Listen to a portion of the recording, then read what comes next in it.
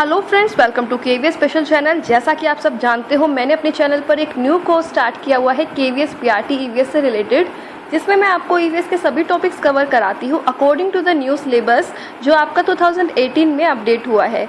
मैंने ईवीएस पर काफ़ी सारे आपके टॉपिक्स कवर करा दिए हैं। अगर आपने नहीं देखे हो तो देख सकते हो, लिंक मैं डिस्क्रिप्शन बॉक्स में प्रोवाइड कर दूंगी पूरी प्लेलिस्ट का। उस पर क्लिक करते ही आपको पता चल जाएगा कि कौन कौन से टॉपिक्स कवर हो चुके हैं। फिलहाल आज जो हम टॉपिक कवर करने जा रहे हैं वो है मिनरल्स, मेटल और नॉन मेटल्स, ये वाला टॉपिक। ठीक है, so without wasting any more time let's start the class. So minerals, metals and non metals, ये टॉपिक हम आज कवर करेंगे according to the NCERT books. तो सबसे पहले बात यही आ जाती है कि मिनरल्स होते क्या है। ठीक है, खनिज क्या होते हैं। तो आप स्क्रीन पर देख सकते हो, a naturally occurring substance that has a definite chemical composition is a mineral. हो सकता है ये आपको वन लाइनर में क्वेश्चन देखने को मिल जाए ईवीएस पोर्शन में, तो आपको पता होना चाहिए कि आपके जो मिनरल होते हैं ना, वो नेचुरली अकरिंग सब्सटेंस होते हैं। यहाँ से आपको दो चीज़ पता चलती है, एक तो क्या कि आपके जो खनिज होते हैं या मिनरल होते हैं वो नेचुरली अकरिंग सब्सटेंस होते हैं। दूसरी चीज़ ये पता चलती है कि उनके डेफिनेट केमिकल कॉम्पोजिशन होता है। ठीक है, तो इसका मतलब ये है कि नेचुरली अकरिंग सब्सटेंस है ना, इट मीन्स कि उसमें ह्यूमन इंटरवेंशन कुछ नहीं होता, ह्यूमन बीइंग्स इंटरफेयर नहीं करते या फिर ह्यूमन मेड नहीं होते हैं ये मिनरल्स। ये नेचुरली अकरिंग होते हैं, प्रकृति से हमें प्राप्त होते हैं। और जो ज़्यादातर मिनरल्स जो होते हैं ना वो इनऑर्गेनिक होते हैं, मतलब कि हमें वे प्लांट्स और एनिमल्स से नहीं पैदा हुए होते। ठीक है, जैसे आपका डिफरेंट चीज़ें होती है। ठीक है, कोल पेट्रोलियम की बात करूं तो बहुत कम ऐसे मिनरल्स हैं जो आपके प्लांट्स और डेड बॉडीज़ के थ्रू आपके मिनरल्स बनते हैं। ठीक है, सो ज़्यादातर जो मिनरल्स होते हैं वो होते हैं इनऑर्गेनिक। डेफिनेट केमिकल कॉम्पोजिशन की अगर मैं बात करूं तो इसका यहाँ मैं डेफिनेट केमिकल कॉम्पोजिशन कह रही हूँ, फिक्स्ड केमिकल कॉम्पोजिशन नहीं कह रही हूँ। अगर यहाँ पर आपको समझने की ज़रूरत है, अगर मैं आपको कहूँ कि किसी भी सेम टाइप के मिनरल की बात करूं, ठीक है, तो उनका जो केमिकल फॉर्मूला होता है या केमिकल कॉम्पोजिशन होता है तो वो सेम होता है। जैसे अगर मैं बात कर रही हूँ हैलाइट मिनरल की, हैलाइट मिनरल को आप रॉक सॉल्ट के नाम से जानते हो और जिसका केमिकल कॉम्पोजिशन डेफिनेट होता है।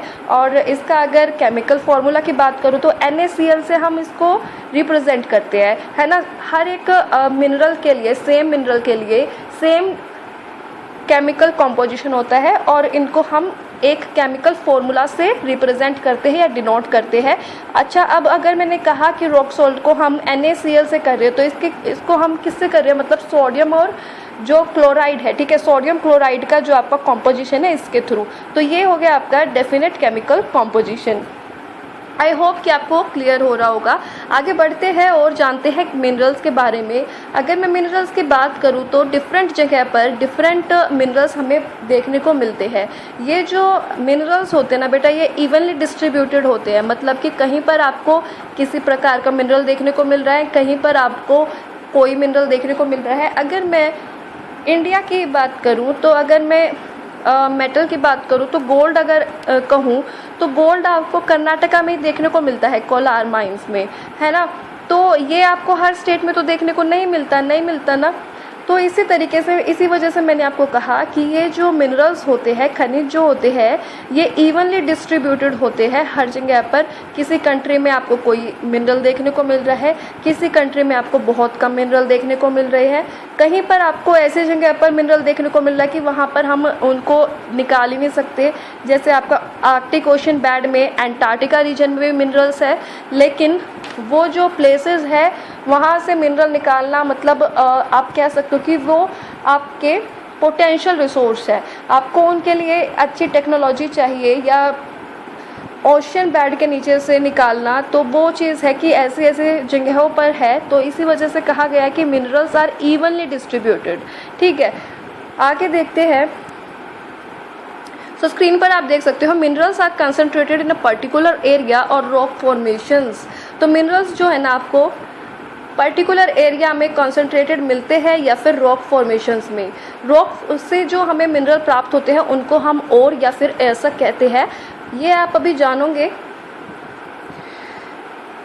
नेक्स्ट आप देख सकते हो कि जो मिनरल्स फॉर्म होते हैं ना, वो डिफरेंट जियोलॉजिकल एनवायरनमेंट्स में होते हैं, डिफरेंट कंडीशंस में होते हैं। नेक्स्ट चीज़ आप देख सकते हो कि मिनरल्स को हम कैसे आइडेंटिफाई करते हैं। तो मिनरल्स को आइडेंटिफाई हम करते हैं on the basis of their chemical properties and on the basis of their physical properties. तो फिजिकल प्रॉपर्टीज़ में आ जाता है आपका कलर, डेंसिटी, हार्डनेस, और केमिकल प्रॉपर्टी में सॉल्युबिलिटी। ज़्यादातर मिनरल्स जो होते हैं ना, वो आपके होमोजीनस होते हैं, घुलनशील होते हैं। होमोजीनस, हेट्रोजीनस तो पढ़ा होगा ना। होमोजीनस मतलब कि फुली जो घुल जाते हैं, और हेट्रोजीनस होते हैं जो आपके नहीं घुलते हैं, है ना। ये चीज़ आपने खुद भी पढ़ी होगी साइंस में। The salt in food and graphite in the pencil are also minerals. तो मिनरल्स जो है सिर्फ आपको ये नहीं है कि रॉक्स में ही देखने को मिले आपके। हम जो फूड खाते हैं ना, उनके अंदर भी मिनरल्स होते हैं ना। जब हम न्यूट्रिशन या न्यूट्रिएंट्स पढ़ते हैं, न्यूट्रिशन चैप्टर पढ़ते हैं, तो उसमें पढ़ते हैं ना कि कार्बोहाइड्रेट, फैट, मिनरल, वाटर, ये सब पढ़ते हैं ना। तो हमारे जो फूड होते हैं उनके अंदर भी जो सॉल्ट होता है वो क्या होता है, मिनरल। जो हमारी जो पेंसिल होती है उसमें जो ग्रेफाइट होता है वो भी आपका क्या है, एक मिनरल का एग्जाम्पल है। ये तो आपने देखा कि मिनरल्स क्या होते हैं। अब जानते हैं रॉक्स के बारे में कि मिनरल और रॉक में क्या डिफरेंस है। ठीक है, चट्टान क्या होती है। तो स्क्रीन पर आप देख सकते हो कि रॉक जो होता है ना बेटा, वो एग्रीगेट होता है एक या एक से ज़्यादा मिनरल का, एक या एक से ज़्यादा खनिज का, but without definite composition of constituent of mineral. अच्छा, आपको मिनरल में मैंने आपको बताया था कि डेफिनेट केमिकल कॉम्पोजिशन होती है, लेकिन रॉक्स में आपको जो ये मिनरल तो होते हैं, ठीक है, एक या एक से ज़्यादा मिनरल का बना होती है, रॉक बनी होती है, लेकिन ये जो मिनरल्स होते हैं इनके कॉम्पोजिशन होता है ना, वो डेफिनेट नहीं होता है। तो आपको ये पता होना चाहिए। बाई चांस अगर आपको डेफिनेशन फॉर्म में भी क्वेश्चन देखने को मिले तो आप ठीक करके आओ। आगे जानते हैं rocks from which minerals are mined are known as ores. जिन भी चट्टानों से हम मिनरल्स निकालते हैं खनन प्रक्रिया के द्वारा, ठीक है, उनको हम क्या कहते हैं, अयस्क कहते हैं या फिर ओर कहते हैं। अभी मैंने बताया भी था, और हो सकता है ये भी आपको देखने को मिल जाए वन लाइनर फॉर्म में, तो आपको ये भी पता होना चाहिए। Although more than 2800 types of minerals have been identified, only about 100 are considered odd minerals। तो देखने को 2800 से ज़्यादा हमें मिनरल्स पाए जाते हैं, ठीक है, लेकिन 100 के करीब ही ऐसे हैं जो और मिनरल्स होते हैं या फिर जो हमें चट्टानों से प्राप्त होते हैं खनन प्रक्रिया के द्वारा। तो ये आपका एक फैक्ट हो सकता है, ठीक है, आप इसको एक फैक्ट की तरह ले सकते हो। सो देखते हैं कि मिनरल्स का क्लासिफिकेशन, मिनरल्स को कितने भागों में बांटा गया है। तो मिनरल्स या फिर आपके जो खनिज हैं उनको दो प्रकार से बांटा गया है। पहला है metallic minerals and second one is non metallic minerals. तो मेटेलिक मिनरल्स जिसको हम हिंदी में धात्विक खनिज कहते हैं, और नॉन मेटेलिक मिनरल्स जिसको हम हिंदी में गैर धात्विक खनिज कहते हैं। ये बताना भी ज़रूरी है क्योंकि हिंदी मीडियम वाले स्टूडेंट्स भी देखते हैं, तो दोनों का ध्यान रखना ज़रूरी होता है। इस वजह से टर्म्स को मैं हिंदी में भी बताऊंगी। तो आइए जानते हैं मेटेलिक मिनरल्स या फिर धात्विक खनिज के बारे में। सबसे पहले they contain metal in raw form. इनके अंदर, मेटेलिक मिनरल्स के अंदर जो मेटल होता है ना बेटा, वो आपका रॉ फॉर्म में होता है। Metals are hard substances that conduct heat and electricity and they can shine. ये चीज़ आपने साइंस में भी पढ़ी होगी, है ना। जब physical and chemical properties of metals पढ़ते हो, साइंस में भी कई बार metal and non metal chapter भी पढ़ा होगा, ठीक है। तो उसमें भी पता है आपको कि मेटल जो होते हैं वो हार्ड सब्सटेंस होते हैं, मतलब कि ये जो है ईजिली ब्रिटल नहीं होते, ईजिली टूटते नहीं है, और ये they conduct heat and electricity and they can shine. Shine को हम लस्ट्रस भी कहते हैं, ठीक है। इसकी एक क्वालिटी होती है कि ये चमकदार होते हैं। नेक्स्ट आप देख सकते हो आयरन और बॉक्साइट, मैग्नीज और आर सम एग्जाम्पल्स। किसके एग्जाम्पल है ये? मेटेलिक मिनरल के या फिर धात्विक खनिज के। तो अब ये जो आपके धात्विक खनिज है या मेटेलिक मिनरल्स है ना, ये भी दो तरीके से बटे हुए हैं। First is ferrous and second is non ferrous, ठीक है। दो भागों में है, दो चीज़ों में बटे हुए हैं। अब फेरस का आपको पता होगा कि जब आप केमिस्ट्री पढ़ते थे स्कूल टाइम में, तो Fe से किसको डिनोट करते थे? आयरन को करते थे ना। तो फेरस जो होगा ना, उसका बेटा बेस मेटल जो होगा वो होगा आयरन। जिन भी मिनरल्स में फेरस होगा तो उनका बेस मेटल होगा आयरन, और नॉन फेरस होगा नॉन फेरस मेटल्स में क्या होगा कि उनमें आपको आयरन नहीं देखने को मिलेगा, आयरन की जगह पर आपको कोई और मेटल देखने को मिलेगा। तो देखते हैं, फेरस मिनरल्स लाइक आयरन और मैग्नीज एंड क्रोमाइड्स कंटेन आयरन। ठीक है, ये कुछ एग्जाम्पल्स है, इनके अंदर क्या देखने को मिलते हैं, हमें आयरन देखने को मिलते हैं। Non ferrous minerals does not contain iron but may contain some other metals such as gold, silver, copper और लेड। यही चीज़ मैंने आपको बताई है कि इनके अंदर आयरन की जगह हमें कोई और मेटल देखने को मिलता है। तो ये है आपके metallic minerals, ferrous and non ferrous. तो मेटेलिक मिनरल्स हमने देख लिया है। अब देखते हैं हम गैर धात्विक खनिज, नॉन मेटेलिक मिनरल्स। तो जैसा नाम से ही पता चल रहा है, नॉन मेटेलिक मतलब कि जिनके अंदर क्या नहीं होगा, मेटल नहीं होगा। They do not contain metals. Limestone, mica and gypsum are examples of such minerals. तो ये कुछ एग्जाम्पल्स हैं जो कि नॉन मेटेलिक मिनरल्स है। ठीक है, और जानते हैं इसके बारे में। तो the mineral fuels like coal and petroleum, ये जो एग्जाम्पल्स है ये नॉन मेटेलिक मिनरल्स है। हो सकता है आपसे पूछ लिया जाए कि mineral fuels like coal, petroleum, they are metallic minerals और नॉन मेटेलिक मिनरल्स। तो क्या हो जाएंगे, ये नॉन मेटेलिक मिनरल हो जाएंगे, क्योंकि इनके अंदर बेटा मेटल नहीं है। ठीक है, इनके अंदर क्या नहीं है, मेटल नहीं होता है। सो मिनरल्स को हम कैसे प्राप्त कर सकते हैं, उनके हम एक्सट्रैक्ट कर सकते हैं by 3 processes, mining, drilling and quarrying. जानते हैं इनके बारे में, क्या होती है माइनिंग, क्या होती है ड्रिलिंग एंड क्वेरिंग। सो सबसे पहले आप देख सकते हो माइनिंग अपनी स्क्रीन पर, the process of taking out minerals from rocks buried under the earth surface. ठीक है, तो रॉक्स से जो अर्थ सरफेस के अंदर जो रॉक्स बरीड है, उनसे हम जब मिनरल्स निकालते हैं तो ये होती है आपकी खनन प्रक्रिया या mining. Minerals that lie at shallow depths are taken out by removing the surface layer, this is known as open cast mining. ठीक है, तो मिनरल्स जितने भी ज़्यादातर हमें ज़मीन के नीचे, मतलब ज़मीन के नीचे ही देखने को मिलते हैं, और फिर उसके बाद जो गड्ढा खोद करके हमें पूरा प्रॉपरली मशीन्स के थ्रू फिर हमें मिनरल्स प्राप्त होते हैं। तो जो शैलो डेप्थ्स पर हमें देखने को मिलते हैं, तो उनको हम जो हमारी अर्थ की सरफेस लेयर है उसको रिमूव करके हम प्राप्त कर लेते हैं, वो होती है हमारी ओपन कास्ट माइनिंग। और मतलब शैलो डेप्थ का मतलब है कि ये बहुत ज़्यादा गहराई पर नहीं मिलते। ठीक है, एक मीडियम डेप्थ पर हमें देखने को मिल जाते हैं। लेकिन जो आपकी शेफ माइनिंग होती है वो क्या होती है, डीप बोर्स, मतलब कि आपको ज़्यादा गहरे गड्ढे खोदने पड़ते हैं। Cold shafts have to be made to reach mineral deposits that lie at great depths. तो ये है ना जो आपके शेफ माइनिंग होती है, इसमें आपको बहुत ज़्यादा नीचे तक खोदना पड़ता है। जैसे एग्जाम्पल अगर लूँ तो कोलार माइंस जो गोल्ड की है ना, वो आपकी वर्ल्ड की डीपेस्ट माइन है। मतलब कि आपको बहुत ज़्यादा खोदना पड़ता है आपको, मतलब कि जो माइनिंग करते हैं उनको। ठीक है, तो तब जाकर के गोल्ड मिनरल हमें प्राप्त होता है। तो यही है difference between open cast mining and shaft mining. तो ये आपको बिल्कुल याद होना चाहिए। ओपन कास्ट माइनिंग को ना ओपन कास्ट माइनिंग से ही याद रखना, हिंदी वाले बच्चे भी, और शैफ्ट माइनिंग को शाफ्ट खनन कह सकते हो। ठीक है, तो ये था आपका माइनिंग का प्रोसेस। ड्रिलिंग देखते हैं। Deep wells are bored to take minerals which occur far below the earth surface, example taking out petroleum and natural gas. तो ड्रिलिंग में भी क्या होता है कि भाई हमें गहरे कुएं खोदने पड़ते हैं और गहरे गड्ढे खोदने पड़ते हैं मिनरल्स को निकालने के लिए, जो कि अर्थ सरफेस से काफ़ी नीचे होते हैं। फॉर एग्जाम्पल कौन से है, पेट्रोलियम और नेचुरल गैस। अगर बात करूँ तो आपको ये जो ओपन कास्ट माइनिंग और शेफ माइनिंग बताइए ना, वो ज़रूर याद रखना। ठीक है, एग्जाम पर्सपेक्टिव से। Next is quarrying. Quarrying is a process, इसमें क्या होता है कि minerals that lie near the surfaces are simply dug out. तो जो सरफेस के पास हमें देखने को मिलते हैं वो हम निकाल लेते हैं, डेट इज क्वेरिंग। मिलती जुलती सी प्रक्रिया है, सब में क्या करना होता है, ज़मीन के अर्थ के सरफेस लेयर से नीचे हमें क्या मिनरल्स प्राप्त होते हैं। तो सब में गड्ढे तो खोदने ही पड़ते हैं, किसी में गहरे किसी में कम। ठीक है, आइए और इन्फॉर्मेशन देखते हैं। Generally metallic minerals are found in igneous and metamorphic rock formations.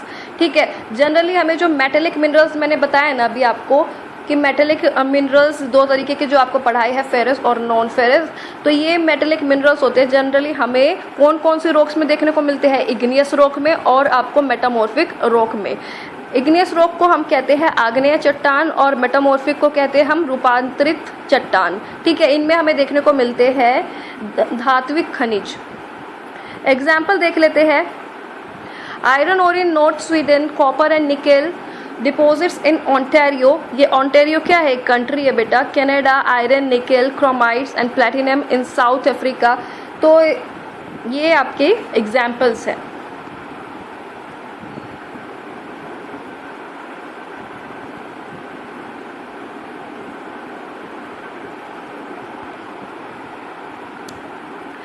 Mineral fuels such as coal and petroleum are found in the sedimentary strata। जो आपके मिनरल्स है कोल और पेट्रोलियम, ये हमें सेडिमेंट्री रॉक्स में या सेडिमेंट्री स्ट्रेटा में आपको देखने को मिलते हैं।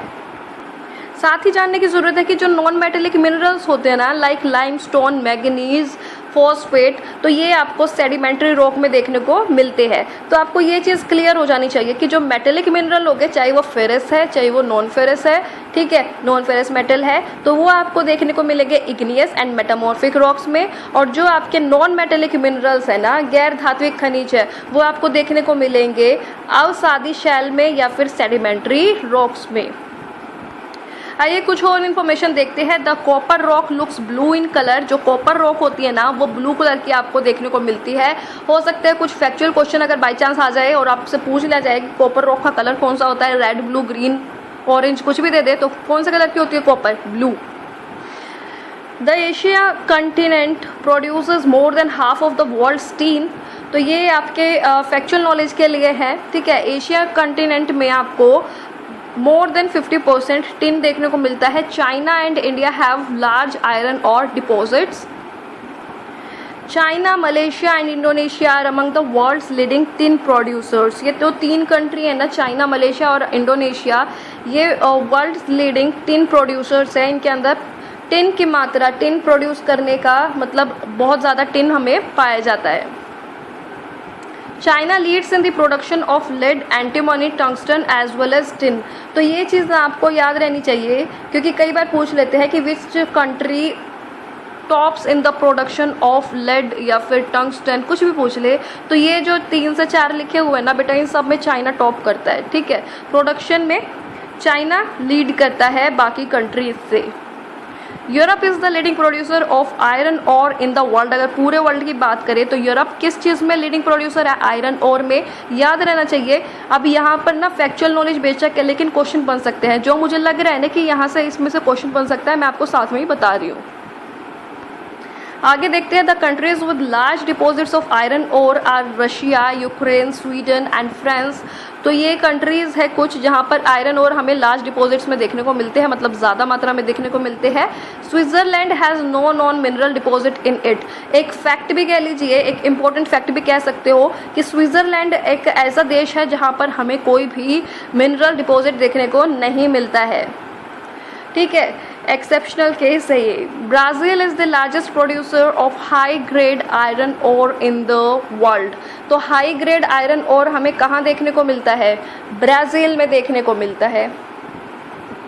इसके साथ ही एक चीज़ और एक्स्ट्रा इन्फॉर्मेशन इसमें डाल देती हूँ कि ब्राज़ील ही ऐसी कंट्री है जहाँ पर प्रोडक्शन ऑफ कॉफ़ी का क्या कहते हैं, उत्पादन, शायद प्रोडक्शन जो होती है ना वो सबसे ज़्यादा होती है, ठीक है। आगे बढ़ते हैं। Chile and Peru are leading producers of copper. तो जो आपकी कंट्रीज़ है, इसको चिले भी कह देते हैं, चाइल भी कहते हैं, ठीक है। चाइल एंड पेरू है वो आपकी लीडिंग प्रोड्यूसर कंट्री है जहाँ पर हमें कॉपर देखने को मिलता है।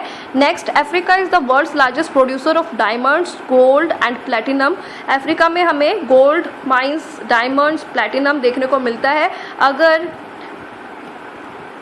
डायमंड की बात करूँ इंडिया में, तो पन्ना माइंस जो है ना मध्य प्रदेश में, वहाँ हमें देखने को मिलता है। ये इंडिया की बात कर रही हूँ, इंडिया के पर्सपेक्टिव से।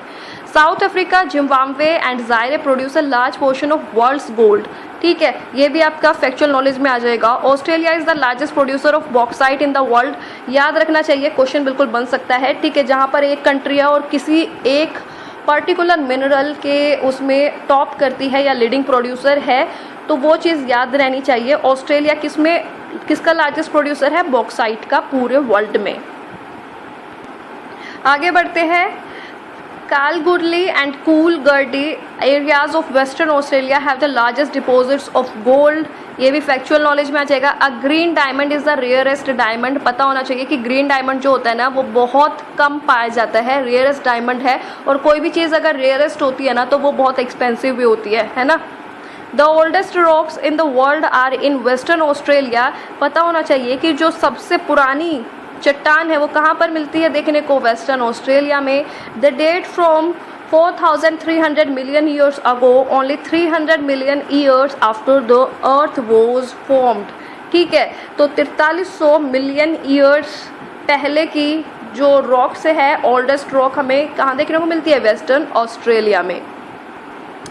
सो पार्ट 1 इस वीडियो का यही करती हूँ ख़त्म। ठीक है, thank you for watching this video पसंद आई तो लाइक कर सकते हो, शेयर कर सकते हो अपने फ्रेंड्स एंड रिलेटिव्स के साथ। अगर चैनल पर फर्स्ट टाइम वीडियो देख रही हो तो सब्सक्राइब कर सकते हो। सब्सक्राइब के साइड में ना एक बेल आइकन होता है, उसको प्रेस जरूर करना ताकि आपको न्यू वीडियोस का नोटिफिकेशन मिल सके और आपकी जितने भी वीडियोस मैं अपलोड करती हूँ एग्जाम पॉइंट ऑफ व्यू से बहुत इंपॉर्टेंट होती है, तो उनका आप बेनिफिट उठा सको। Thank you. All the best for your future.